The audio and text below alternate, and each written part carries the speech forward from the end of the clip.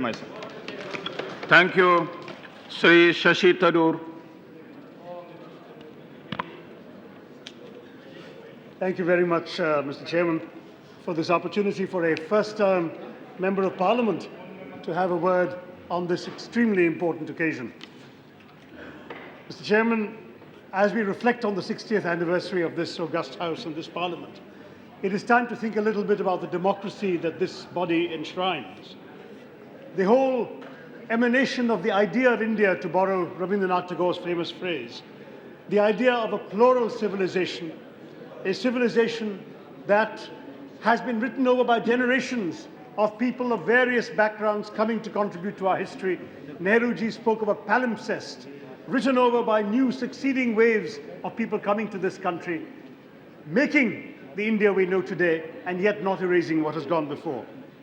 In the last 60 years of this Parliament, Mr. Chairman, India has grown from 370 million people in 1952 to 1.2 billion people today. We have reorganized our state structures, we have defended our country from internal and external dangers, and we have managed to do this while remaining democratic. Our Parliament is the result of that magical exchange of hopes and promises, of exchanges of compromises and aspirations that constitute the people's mandate for every one of the MPs sitting in this House today. It is with this that we represent the people whose hopes they have entrusted to us to fulfill through our work in this House.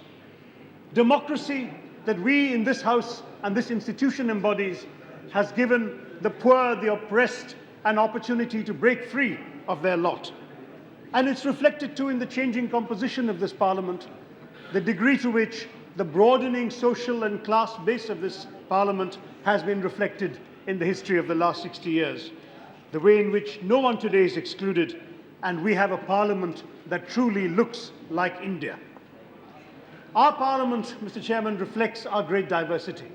Even today's debate is a proof of that. The various languages we have heard spoken, the different ethnicities that have risen to contribute to today's reflection and discussion, the different religions and castes represented amongst the members of Parliament today. This Parliament embodies the idea that India is a country where we can transcend differences of caste, of creed, of color, of culture, of cuisine, of conviction, of costume and custom, and still rally around a consensus. And that consensus, Mr. Chairman, is on the simple idea that in a large and diverse democracy like ours, you don't really need to agree all the time, so long as you will agree on the ground rules of how you will disagree. That is what this Parliament embodies, how we can disagree in a way that strengthens our nation, strengthens our democracy, strengthens the future of India. This, Mr. Chairman, is the idea of India. It's an idea of a diverse land where all of us belong, where you can be many things and one thing. You can be a good Christian or a good Muslim, a good Keralite, a good Indian, all at once, because all of these identities are secure in the identity of Indianness that this Parliament today embodies. I know that in other countries they speak of the narcissism of minor differences that divide people. In our country, this Parliament celebrates the commonality of major differences. We celebrate all the varieties of our nation. In fact, when I used to live in the United States, I would tell American audiences, your country calls itself a melting pot. We are not a melting pot. We have many differences in our country. We are instead a thali, because we are a collection of different dishes, each of which has a different taste, does not necessarily mix with the next, but they belong together on the same plate, and they contribute to give you a satisfying repast. That is our India, the India of our thali. This Parliament's founding fathers wrote a constitution for their dreams. Today we have given passports to their ideals. We must live up to those ideals, Mr. Chairman. Let us ask ourselves in this Parliament, and I say this with all the humility of a new member, let us ask ourselves if we are always worthy of those ideals of our founding fathers.